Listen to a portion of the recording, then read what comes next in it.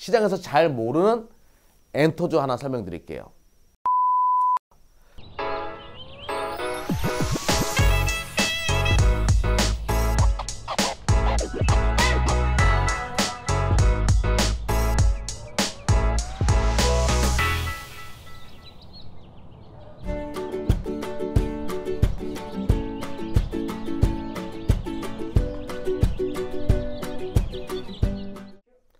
전 세계가 열광한 오징어 게임, 여러분들도 재밌게 보셨나요?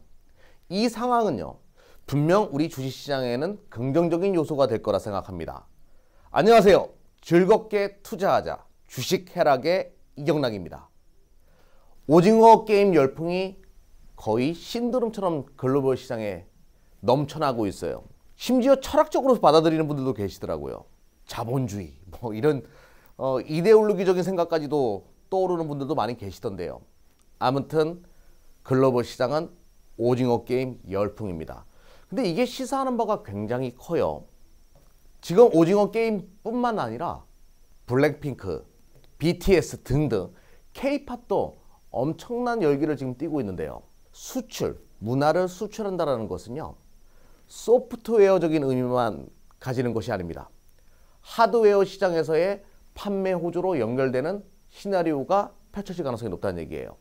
과거 나이키를 한번 해보자고요.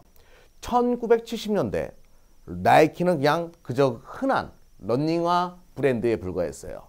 그런데 1980년도에 E.T.나 백투더 퓨처와 같은 이런 영화와 함께 나이키는 미국의 한 문화로 수출되기 시작했고, 글로벌 넘버원 의류 브랜드로 문화 콘텐츠 수출과 함께 맞물리면서 이루어졌다는 얘기예요. 지금은 스파이더맨 요 만화의 콜라보로 함께 합류함으로 인해 가지고 또 판매량이 또 급증하고 있습니다. 뿐만 아니라 스포츠 마케팅으로 NBA, 역사상 가장 위대한 농구 선수 마이클 조던이라는 그 사람이 신는 신발 하나의 브랜드, 조던 브랜드로 성장하는 배경이 되기도 했죠. 최근에 또 007 영화가 나오는데요. 007 영화 보시게 되면 저 브랜드, 톰 포드라는 브랜드를 입고서 007이 액션씬을 벌립니다. 또 톰 포드의 성장의 또 하나의 배경이 되죠. 그리고 랜드로버의 007 에디션, 랜드로버 판매량도 급증하는 그런 또 효과를 가져옵니다. 이렇듯 문화 콘텐츠의 수출이 소프트웨어뿐만 아니라 콘텐츠뿐만 아니라 많은 제조업의 판매량의 급증을 가져오는 그런 요소가 된다는 거죠. 실례로 우리나라는 2013년도 상속자들이라는 드라마가 10월 달에 방영이 되었어요. 이 드라마의 방영과 함께 중국에서도 엄청난 신드롬을 일으켰습니다. 별에서 온 그대라는 드라마가 열풍을 일으켰는데요. 근데 이 드라마의 열풍으로 콘텐츠 수출은 바로 화장품이 수혜를 받는 그런 흐름을 보여줬어요. K-뷰티의 어떤 아름다움을 시장에 알리는 효과가 있었고, 아모레퍼시픽이 2013년도 4분기 때부터 이 무서운 랠리, 10배 가까운 랠리를 보여준 것도 바로 이런 배경이었다는 거죠. 그래서 우리는 지금부터 무엇을 봐야 되냐면요, K 컨텐츠의 수출, 오징어 게임의 수출과 함께, 신드롬과 함께 메이드 인 코리아, K 드라마, K 영화, K 팝의 흥행을 볼 필요가 있다. 자, 그럼 먼저 이제 시장의 중심에 있는 컨텐츠 관련된 종목 중에서 엔터 관련된 기업들을 봐야 되는데요. 시가총액 기준으로 가장 높은 하이브, 빅히트 엔터를 본다라고 하면 BTS가 있죠. 근데 최근에 좋은 소식이 있어요. 그렇죠. 콘서트를 개최한다라고 합니다. 사회에 걸쳐 가지고 미 시장에서 시작을 한다라고 하는데, 다시 정상화되어가는 그런 콘서트 모객 행위의 시작을 알렸다, 이런 개념으로 본다라고 하더라도 참 뜻깊은 그런 공연이 될 가능성이 높다. 그래서 그 기대감으로 하이브 주가가 최근에 좋은데요. 찜찜한 게 하나 있어요. 그렇죠. BTS가 곧 군대를 간다라는 거예요. 군대를 가기 전에 마지막 콘서트가 될 가능성이 높기 때문에 더 많은 사람들이 보러 올 것이다, 이렇게 바라보는 부분적인 부분에서는 굉장히 긍정적이지만, BTS 일부가 군대를 가고 콘서트나 앨범을 제대로 발매 못할 경우에는 성장이 멈출 수도 있다는 그런 우려감이 있는데요. 근데 그 우려감을 씻어낼 만한 것이 하나 있어요. 바로 위버스라는 것이 있습니다.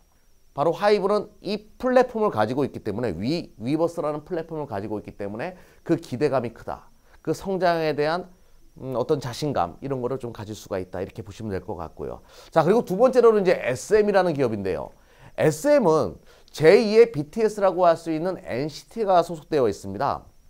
이 NCT가 최근에 앨범 판매량이 BTS보다 많았다라고 하더라고요.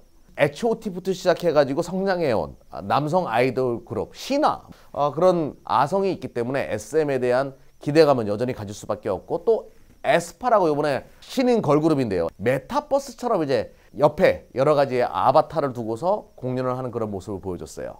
SM은 성장 모멘텀이 있는 상황인데 아직까지는 BTS나 블랙핑크보다는 조금 부족한 부분이 있는데요. 이 부분을 해소해 줄 만한 좋은 효과가 있습니다. 바로 디어유라는 것이 있어요. 이게 진짜 메타버스의 방향성이라고 저는 생각하거든요. 내가 좋아하는 아이돌과 그리고 많은 팬들이 메타버스 안에서 만나가지고 이야기를 하는 거예요.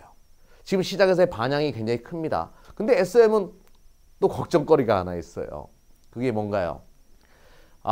매각 얘기가 나옵니다. 처음에는 카카오나 CJ ENM이 같이 붙는 시기였다가 카카오 엔터가 나는 하지 않을게. 그러면 CJ ENM 단독이란 말이죠.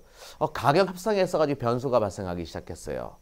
이수만 회장님의 각종 세금과 관련된 이야기들이 계속 시장에 돌고 있기 때문에 그 리스크는 여전히 남아있다라고 보시면 될 것 같아요. 자, 그 다음에 이제 또 봐야 되는 엔터주가 바로 YG 엔터테인먼트예요. 블랙핑크가 유튜브 구독자 수가 가장 많은 아이돌이라는 거 혹시 알고 계셨나요? 6,800만 명에 달하는 구독자 수를 가지고 있는 상황이고요. 블랙핑크 멤버 중에 리사라는 멤버가 있어요. 태국 사람인데요. 그리고 혼혈이에요. 그러다 보니까 글로벌 시장에 잘 먹힙니다. 그러면서 글로벌 시장에서 가장 많은 팬덤을 자랑하는 그런 아이돌 가수가 됐고 글로벌 스타가 될 가능성이 굉장히 높다. 그리고 블랙핑크는 많은 셀럽들과 함께 또 봐야 될 것이 뭐냐면 바로 광고 시장이에요. 디오르, 입생노랑, 샤넬, 최근에 북미 시장의 상징이라고 할 수 있는 의류 브랜드 캘빈 클라인의 제니가 모델을 함으로 인해 가지고 시장에서 엄청난 반향을 일으키고 있습니다.